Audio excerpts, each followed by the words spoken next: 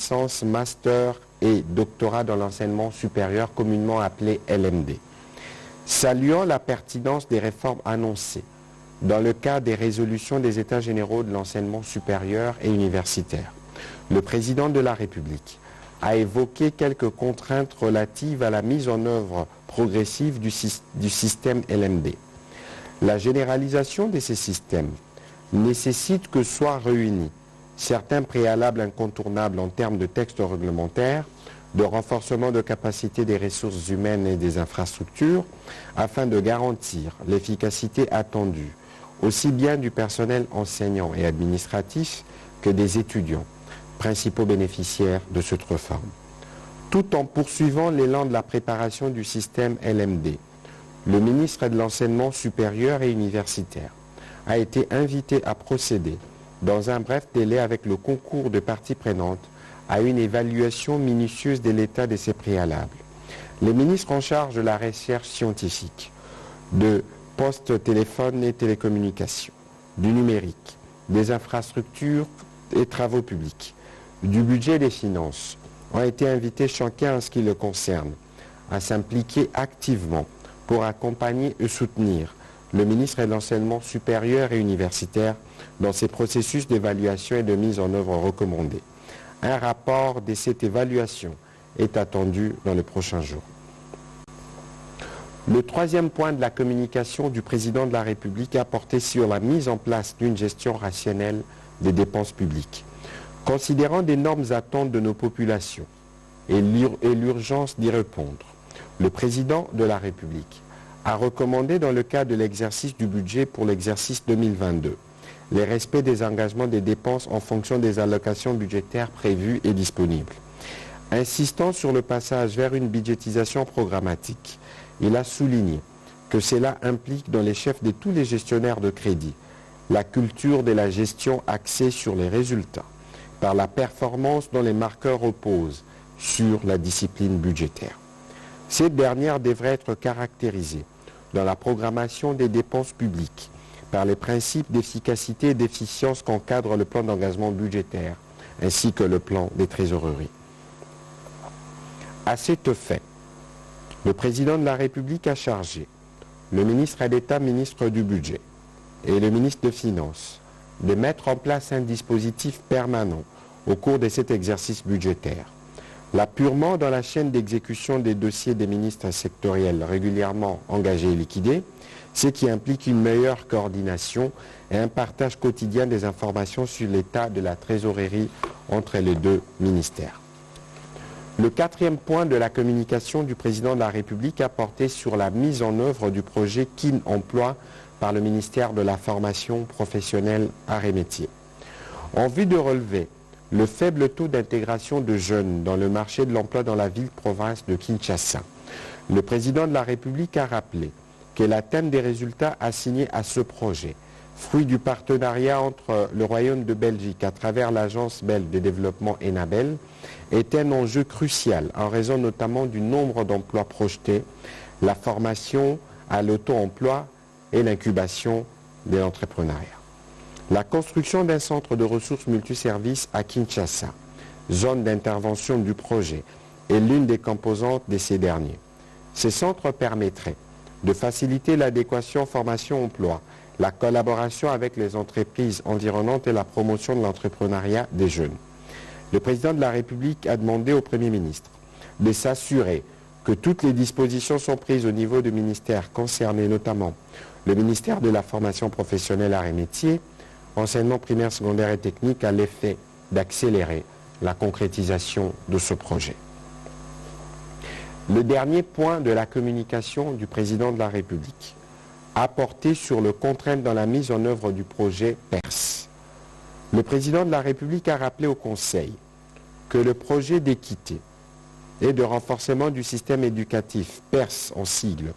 poursuit l'objectif de réduire les fardeaux de frais scolaires sur les foyers et améliorer l'accès à l'enseignement primaire et renforcer les systèmes éducatifs. Il est financé par la Banque mondiale et couvre 10 sur 26 provinces. Au regard des difficultés qu'il rencontre notamment par le manque de représentation des banques dans les zones indiquées, du coût supplémentaire que génère le recours palliatif aux messageries financières, le président de la République a chargé les ministres des Finances et celui de l'EPST de régler cette question en urgence en vue de garantir la bonne exécution aux besoins en réorientant la domiciliation de ressources du projet PERSE auprès des institutions qui réunissent les critères de couverture géographique du pays. Il a conclu son propos en exigeant un rapport circonstancié dans les jours qui viennent. Intervenant dans la suite de la communication du président de la République, le Premier ministre chef du gouvernement a tenu de prime abord et de manière ferme à réitérer le soutien du gouvernement au président de la République chef de l'État dans sa quête permanente pour la sauvegarde des acquis démocratiques et la défense des intérêts supérieurs de la nation. Il a martelé que le gouvernement ne ménagera aucun effort pour décourager toute velléité des natures à saper notre processus démocratique par une quelconque forme de déstabilisation, que ce soit des institutions de la République. Le Premier ministre chef du gouvernement a aussi saisi cette occasion pour rendre un vibrant hommage au président de la République chef de l'État pour le travail abattu avec brio durant son mandat à la tête de l'Union africaine qui s'est terminé le 5 février 2022 avec le passage du flambeau à son homologue du Sénégal et sa désignation à l'unanimité en tant que champion africain contre la violence faite aux femmes et aux jeunes filles. Il a clôturé son propos en informant le Conseil de ministres que la nation tout entière a rendu hommage ce vendredi 11 février 2022 au Stade Vélodrome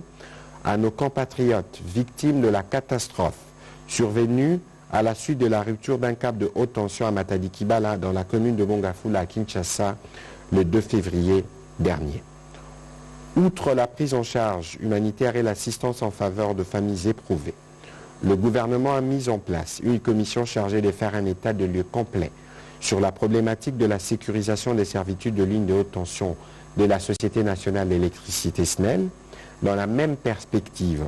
le Premier ministre a rappelé qu'une autre commission avait déjà été mise en place pour travailler à la délocalisation et à la modernisation du marché des Matadi-Kibala. Les conclusions sont attendues dans le prochain jour. Au chapitre 2 du Conseil de ministres de ce jour, point 1, État et administration du territoire.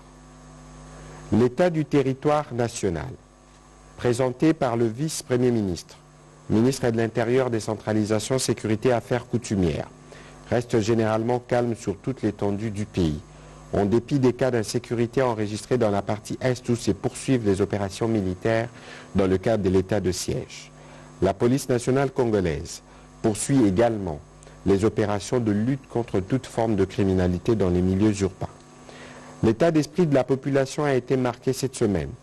par des commentaires en sens divers à l'issue de la décision de l'Organisation internationale de la francophonie reportant de quelques mois l'organisation de Jeux à Kinshasa, la participation du président de la République au sommet de l'Union africaine d'Addis Abeba en Éthiopie où il a passé le flambeau à son homologue sénégalais,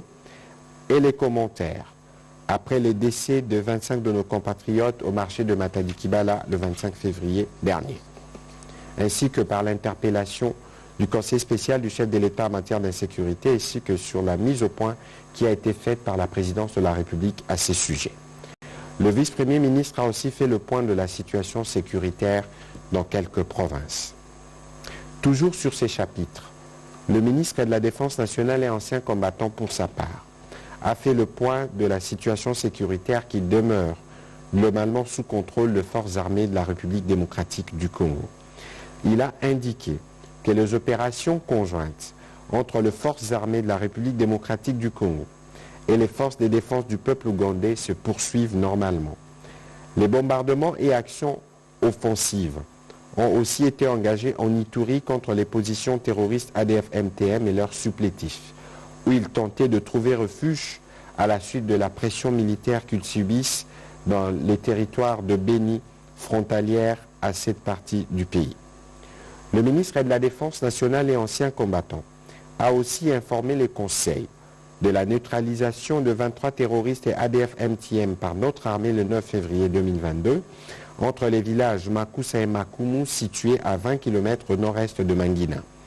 L'armée loyaliste qui a pris l'ascendant sur l'ennemi de la paix occupe désormais les principaux bastions de ces terroristes qui ont longtemps sémé la terreur dans cette partie du territoire national. Toujours sur ces chapitres de points d'information, cette fois-ci, concernant l'évolution et la situation de l'épidémie à Covid-19, le ministre de la Santé publique, Hygiène et Prévention a présenté l'état de lieu de la pandémie à Covid-19 en République démocratique du Congo. Il a indiqué que depuis 3 semaines consécutives, nous enregistrons une régression continue du nombre de cas rapportés ainsi que les nombres d'hospitalisations. C'est aussi, a-t-il insisté, la première fois que la pandémie à Covid-19 régresse de façon simultanée entre Kinshasa et les autres provinces, et ce, grâce à une prise en charge appropriée du gouvernement et par les campagnes de sensibilisation qui s'émènent au travers le pays. Le ministre de la Santé publique, Hygiène et Prévention a attiré l'attention du Conseil sur le fait que l'analyse des données de 2 premières années passées renseigne clairement que la saisonnalité du coronavirus dans notre pays se situe au milieu et en fin d'année, ce qui indique la probabilité d'une 5e vague entre le mois d'avril et juillet prochain. La population est ainsi appelée à rester vigilante, à porter le masque, à observer la distanciation sociale, à se laver les mains et à se faire vacciner pour lutter efficacement contre cette pandémie. À son tour, le ministre d'État, ministre des Infrastructures et Travaux publics, a présenté la situation des travaux réalisés sur financement du Trésor public et en partenariat public-privé avec l'appui de certains bailleurs de fonds pour la réhabilitation de certains axes routiers dans la ville-province de Kinshasa. Le Conseil a pris acte de progrès réalisés. Au sujet de l'état d'avancement des préparatifs de 9e Jeux de la francophonie, le ministre de l'Intégration régionale a présenté au Conseil la situation sur les avancées qui ont été enregistrées dans le cadre des préparatifs de 9e Jeux de la francophonie, tant au plan financier, infrastructurel qu'organisationnel. Il a aussi rendu compte de la réunion du Conseil permanent qui s'est tenue par visioconférence le 8 février 2022 et qui a décidé du report de 9e Jeux à Kinshasa pour le mois de juillet 2023. Le ministre de l'Intégration régionale a souligné que ces reports n'est nullement objet ni de manque de capacité organisationnelle, encore moins de la volonté politique des autorités congolaises. Il est plutôt motivé par les soucis d'améliorer davantage les conditions d'organisation. Ces moments doivent être mis à profit, notamment pour une meilleure préparation de nos athlètes qui doivent compétir et remporter de titres à l'occasion de cette compétition. À son tour, le ministre de la Solidarité a présenté au gouvernement le programme d'urgence intégré des développements communautaires. Faisant suite à la recommandation du président de la République, chef de l'État, au cours de la 35e réunion du Conseil de ministres tenue le 7 janvier 2022, le ministre des Affaires sociales, Action humanitaire et solidarité nationale a présenté au Conseil les 3 axes du programme d'urgence intégré des développements communautaires en sigle PUIDC. Il s'agit respectivement de l'appui à l'industrialisation de proximité, des filières à grand potentiel d'amélioration de moyens d'existence à la base, l'appui à la création d'une masse critique de compétences de jeunes à travers le développement des métiers innovants, et enfin, l'appui à la gouvernance communautaire. Visant l'amélioration des conditions de vie de population dans les 26 provinces, particulièrement au niveau des entités territoriales décentralisées ET2, le programme d'urgence intégré des développements communautaires a été validé le 30 décembre 2021 par le parti prenante, réuni dans un atelier qui s'est tenu à Kinshasa, et l'approche programmatique approuvée prévoit une mise en œuvre par phase. En ce qui concerne la première phase, le ministre des Affaires sociales, Action humanitaire et solidarité nationale, a indiqué que certains partenaires ont déjà manifesté leurs engagements pour son financement estimé à 1,8 milliard de dollars américains. en vue de confirmer les engagements de ses partenaires et d'assurer la mobilisation effective du financement de cette première phase, en vue de déclencher la mise en œuvre rapide du programme, conformément à la vision du président de la République, chef de l'État, une conférence internationale est annoncée pour ce premier trimestre de l'année 2022 avec les financements déjà rendus disponibles par la Banque africaine de développement. Le Conseil a pris acte de sa note d'information. Au chapitre 3, relatif à l'approbation d'un relevé des décisions du Conseil de ministres, le Conseil de ministres a adopté le relevé des décisions prises lors de sa 39e réunion tenue le vendredi 4 février 2022 dernier. Au quatrième point, inscrit à l'ordre du jour du Conseil de ministres de ce vendredi, relatif à l'examen et à l'adoption des dossiers. 3 dossiers ont été soumis à l'approbation du Conseil. Le premier portant sur l'état des lieux sur les érosions en République démocratique du Congo. Le ministre d'État, ministre des Infrastructures et Travaux publics, a présenté au Conseil la situation globale des érosions à travers le pays, partant des causes qui sont d'origine naturelle ou découlant de l'intervention humaine. Il a été mis en exergue les risques entraînés par les érosions, les cas critiques de Kinshasa et dans l'espace Kasaï récemment visité par le président de la République. Pour le cas de la ville-province de Kinshasa, les solutions passent notamment par le redimensionnement du système de drainage, la construction d'ouvrages appropriés, le financement de travaux de lutte anti-érosive, là où les érosions se développent afin de protéger les bâtisses menacées de destruction.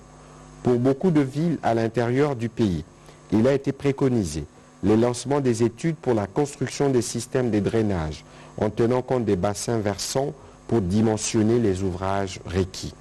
Par-dessus tout, les futurs lotissements devraient intégrer l'importante question de la gestion des eaux par une viabilisation préalable des espaces concernés.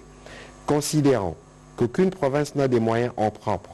pour faire face à ces fléaux, le ministre d'État, ministre des Infrastructures et Travaux publics, a attiré l'attention du Conseil sur la nécessité d'en faire une question gouvernementale. L'objectif étant de décider des ressources allouées à cette action d'envergure et de leur programmation dans le temps afin d'obtenir des résultats satisfaisants et mieux protéger nos populations de ces dangers. Après débat et délibération, le Conseil a adopté ces dossiers. Le deuxième dossier a porté sur la participation de notre pays à des réunions à caractère régional et international du secteur de transport. Le ministre des Transports, voie des communications et des désenclavements, a informé le Conseil des réunions et séances de travail à caractère international et régional auxquelles la République démocratique du Congo a pris part à travers son ministère. Pour chacun de ces multiples rencontres, il a pris le soin de retracer un bref aperçu sur l'organisation concernée, le cadre et la portée de la réunion, les objectifs, les participants à l'ordre du jour ainsi que le déroulement de travaux et les résolutions subséquentes ainsi que des recommandations.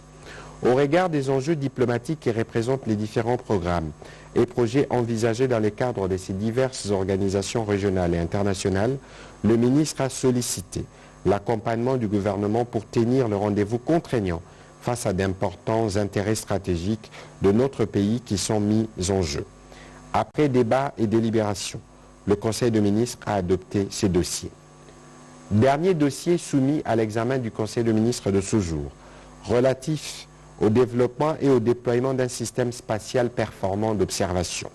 Le ministre de la Recherche scientifique et innovation technologique a informé le Conseil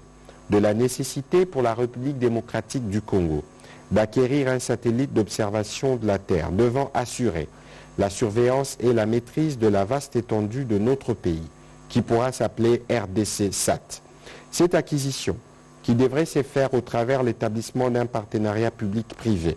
avec l'établissement public à caractère scientifique et technologie dénommé Centre national de télédétection,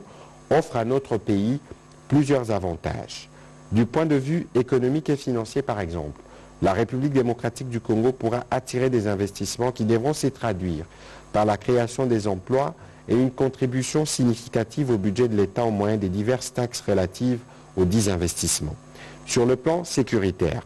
RDC-SAT aidera notre pays dans la gestion efficiente de ses frontières, particulièrement celle de la partie Est qui est confrontée à des forces négatives de tous bords et ce depuis plusieurs années. Le ministre de la Recherche scientifique et Innovation technologique a aussi présenté au Conseil le projet de partenariat avec une structure internationale réputée qui permettra la concrétisation de ce projet. Après débat et délibération, ce dossier a été adopté par le Conseil des ministres. Dernier chapitre du Conseil des ministres de ce jour, relatif à l'examen et à l'adoption des textes. 7 textes ont été soumis à l'approbation du Conseil. Le premier, projet d'ordonnance loi relative à l'autorisation de la prorogation de l'état de siège. La ministre d'État, ministre de la Justice et garde de Sceaux, représentée par son vice-ministre,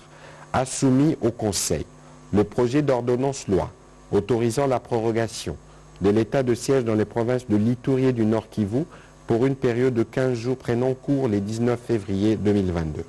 Cette prorogation permettra à nos forces de défense et de sécurité, appuyées par l'armée ougandaise, de consolider les acquis des opérations antérieures et de poursuivre des opérations d'envergure en vue d'anéantir totalement les forces ennemies dans cette partie de la République démocratique du Congo. Après débat et délibération, le Conseil a adopté ce projet d'ordonnance loi. Le ministre des Finances a soumis au Conseil 4 projets d'ordonnance loi pour leur délibération. Le premier a porté sur l'autorisation de ratification de l'accord cadre pour la protection des investissements entre la République démocratique du Congo et la Banque arabe pour le développement économique en Afrique signé à Kinshasa le 18 juin 2021. Il a expliqué que tout l'objectif de cette coopération ne vise que l'amélioration du niveau de vie de population à la suite du financement des activités du secteur privé congolais et le renforcement des relations entre notre pays et les États arabes. Le deuxième projet d'ordonnance loi a concerné l'autorisation de ratification de l'accord de crédit pour un financement additionnel de 100 millions de dollars américains comptant pour la préparation stratégique et réponse à la Covid-19. Cet accord a été conclu entre la République démocratique du Congo et l'Association internationale de développement le 17 juillet 2021. Le troisième projet d'ordonnance loi se rapporte à l'autorisation de ratification de l'accord de prêt d'un montant de 71 millions de dollars américains pour financer le programme d'appui au développement agro-industriel de Ngandajika Prodan. Il a été conclu le 25 novembre 2021 entre la République démocratique du Congo et le Fonds africain de développement. Le quatrième et dernier projet d'ordonnance loi présenté par le ministre des Finances a concerné l'autorisation de ratification de l'accord de prêt de 50 millions de dollars américains au titre de projet de réhabilitation de la voirie de Kinshasa, deuxième phase. Cet accord a été signé le 25 novembre 2021 entre la République démocratique du Congo et la Banque arabe pour le développement économique en Afrique BADEA. Après débat et délibération, le Conseil des ministres a adopté ces 4 projets de loi d'ordonnance. À son tour, le ministre du Commerce extérieur a présenté au Conseil le contenu de 2 projets d'ordonnance loi. Il s'agit d'abord du projet d'ordonnance loi autorisant la ratification de l'accord commercial bilatéral entre la République démocratique du Congo et la République de Zambie signé le 6 août 2015. Il se justifie par la nécessité d'une intensification coordonnée des relations commerciales entre nos 2 pays en vue de contribuer à leur développement économique respectif et à la consolidation de la zone de libre-échange tripartite COMESA EAC-SADC. Ensuite, le projet d'ordonnance loi autorisant la ratification de l'accord commercial entre le gouvernement de la République d'Angola et le gouvernement de la République démocratique du Congo, signé le 29 octobre 2021. La mise en œuvre de cet accord vise l'intensification et la diversification des relations commerciales dans les buts de stimuler leur croissance respective, de développer leur secteur privé commun et de promouvoir la promotion commerciale entre les 2 pays. Après débat et délibération, ces 2 projets d'ordonnance loi ont aussi été adoptés par le Conseil des ministres. Commencé à 13h, la réunion du Conseil des ministres a pris fin à 17h. Je vous remercie.